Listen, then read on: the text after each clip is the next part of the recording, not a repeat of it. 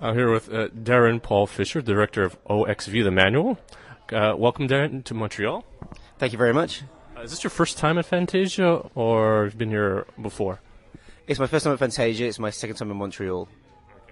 Can you tell us about the story behind OXV, the manual? Because you're both the writer, director, and producer. How did this story, came to be?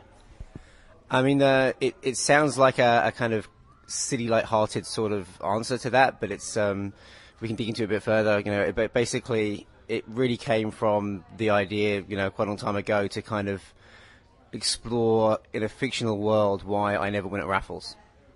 Which, like I said, now it sounds silly and very light, but yeah, it's just in my life, going along, I think everyone's kind of the same. There are some people who, whether it's expressed as they walk in the sun, or are lucky, or however you want to do it, or land on their feet, that things will, work out well for them in terms of a natural timing to their lives. Like, they'll join the queue at the right time or the wrong time, and whether or not that's true, or we just perceive that about ourselves, we're unlucky, and we always, if we change traffic line at a certain time, we're the one, we choose the wrong queue.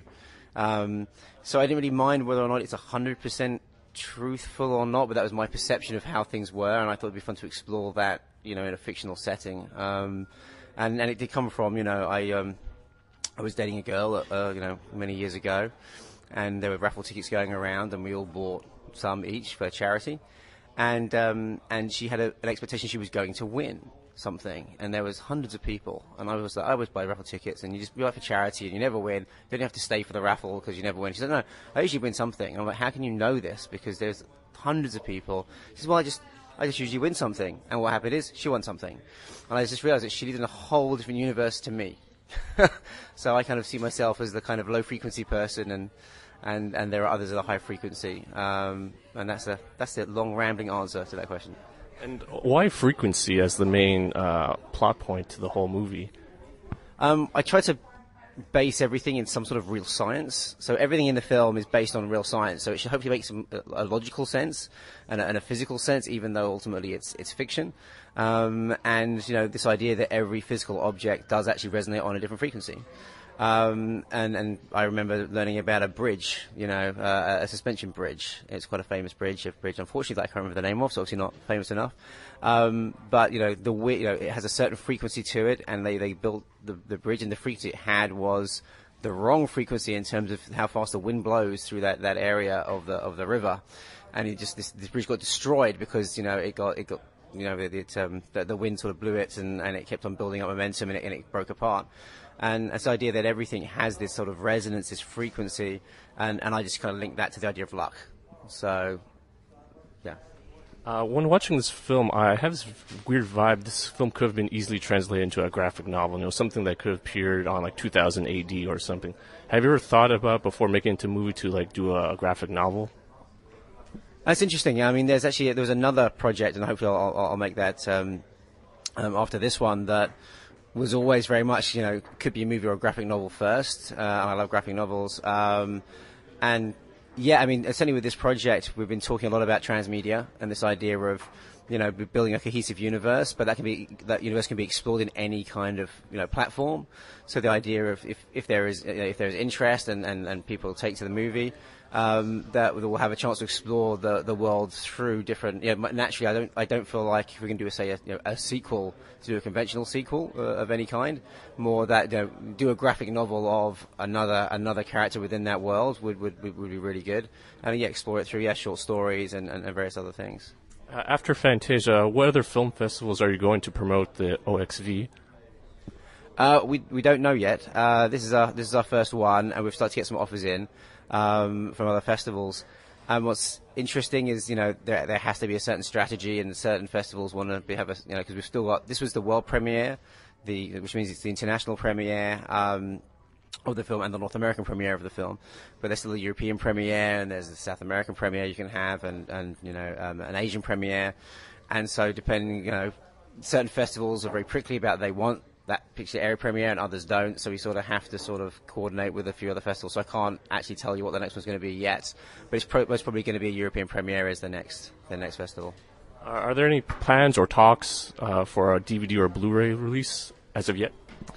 I mean, we're being contacted by distributors now, so it's getting to be a very interesting time. And we just had the world premiere last night, so hopefully the next week it'll be very interesting. So yeah, there's a lot of people viewing the movie, and what I'd hope for is some kind of theatrical release in 2014, and then a DVD, Blu-ray, VOD release soon afterwards. It's very interesting in terms of release patterns now for films of independent films like ours, in terms of whether you do a VOD day and date release with theatrical, or a theatrical week and then straight into a VOD release. But anything like that, just getting the film out there as wide as possible is something we're interested in. As a side note, are you reading any comics lately? Here's the thing, I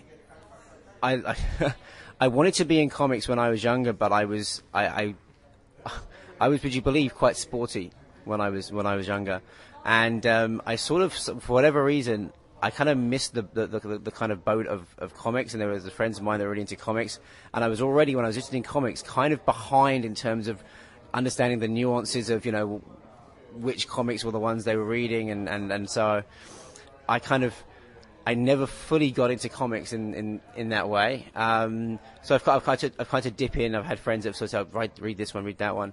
But I like comics, but I've never quite sort of fully immersed myself in that world. I mean, the last comic I really read, and this is going to be very embarrassing for your audience, that I read fully and bought the graphic novel of, was Watchmen. So I would love to. It's just, for whatever reason, it hasn't happened that I've got to go to a comic store and with any confidence gone, right, I know, because I went in probably about 3 years ago with a friend, and I was just blown away by how many comics and alternate worlds, and Batman or Spider-Man, and there was different kinds of worlds and different strands, and it was like, dip into this one, dip into that one, and so I read this and I read that, and they're all really good, but I just was so overwhelmed by the where to jump in and sort of run with that I still haven't taken the plunge. So actually I'd be interested in your advice, actually, to tell me where, as a kind of enthusiast, because I love superhero, but I've always experienced superhero really through the movies as opposed to through the comics. As for last question, what does the future hold for you? Hopefully more films. So this is kind of a bit of a departure for me, and my last two films were teen comedies.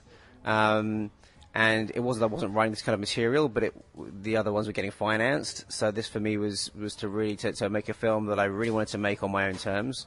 And so far the response has been fantastic, and this is kind of a shift into a different direction for me, but I want to continue in that direction. So there's three other projects which, whilst they're nothing like the manual, there's kind of a through line in terms of the way the storytelling is told.